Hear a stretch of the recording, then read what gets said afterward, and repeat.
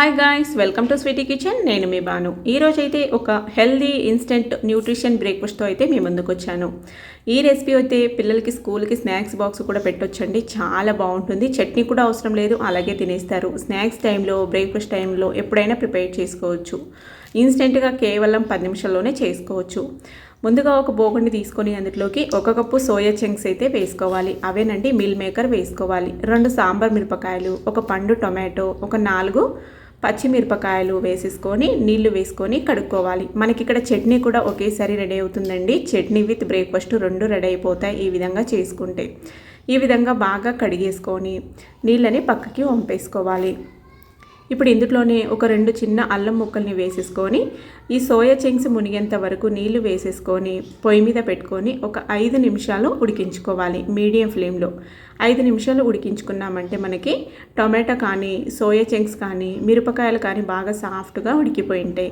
ఇప్పుడు వీటిని అయితే చల్లన పెట్టేసుకోవాలి. చూడండి, టొమాటో కూడా బాగా సాఫ్ట్గా ఉడికిపోయింది. చల్లన తర్వాత ఇందులో ఉన్న నీళ్ళని పక్కకి వంపి పెట్టుకోవాలి. అస్సలు పారపోయకండి.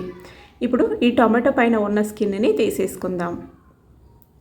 చూడండి, ఈ స్కిన్ తీసేసుకొని ఇప్పుడు ఇందులో ఉన్న టొమాటోని, ఈ పచ్చిమిరపకాయలని, అలాగే అల్లం ముక్కలు 2 వేసుకున్నాం కదా, ఒక అల్లం ముక్కని కూడా అందులో వేసుకొని ఒక ముక్కని తీసేసుకుందాం.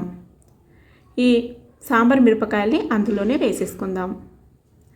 చూడండి, చంక్స్ కూడా బాగా సాఫ్ట్గా ఉడికిపోయినాయి. ఇప్పుడు ఒక మిక్సీ జార్ తీసుకొని అందులోకి ఈ మిరపకాయల్ని, సోయా చంక్స్ని అందులో వేసేసుకోవాలి. ఈ విధంగా అన్ని మిక్సీ జార్లోకి వేసేసుకొని కోర్సుగా మిక్సీ పట్టుకోవాలి. ఇప్పుడు ఈ పేస్ట్ని ఒక మిక్సింగ్ బౌల్లోకి తీసేసుకుందాం.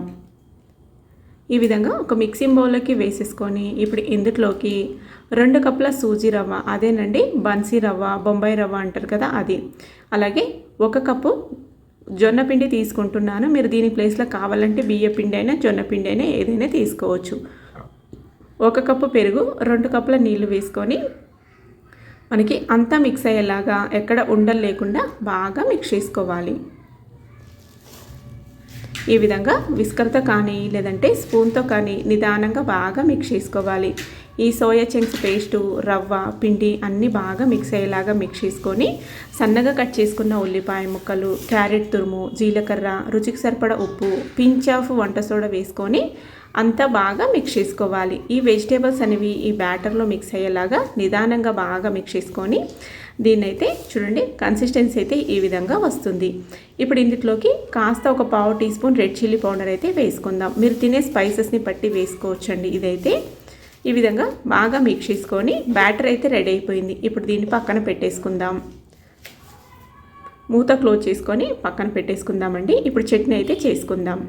కుక్కర్ మిక్సీ జార్ తీసుకొని అందులోకి ఉడికించుకున్న టొమాటో, పచ్చిమిరపకాయలు, 1 గుప్పెడన్ని పుట్నాల పప్పు, రుచికి సరిపడా ఉప్పు, అలాగే 1 టీ స్పూన్ పంచదార వేసుకొని ఈ విధంగా మిక్సీ పట్టుకుంటే చట్నీ అయితే రెడీ అయిపోతుంది. కావాలంటే పోపు పెట్టుకోవచ్చు, లేదంటే అలాగే తినొచ్చండి. చాలా బాగుంటుంది టేస్ట్ అయితే. పొయ్యి మీద ఈ విధంగా ఒక ఫ్రై ప్యాన్ పెట్టుకొని దాని మీద పైన లైట్గా ఆయిల్ అప్లై చేసుకొని మనము మిక్స్ చేసి పెట్టుకున్న ఈ బ్యాటర్ని అయితే ఈ విధంగా చిన్న చిన్నగా వేస్తున్నాను నేనైతే. ఇక్కడ పిల్లలకి నచ్చేలాగా డిఫరెంట్గా చాలా బాగుంటుంది ఇలాగ వేస్తే. కావాలంటే ఒకటిగా పెద్దది కూడా వేసుకోవచ్చు. ఈ విధంగా చిన్న చిన్నగా వేసి పైన మళ్ళీ లైట్గా నువ్వులు వేసేసి పైన కాస్త పుదీనా ఈ విధంగా ఒక్కొక్క దానికి ఒక్కొక్క ఆకులాగా వేసేసుకుందాం.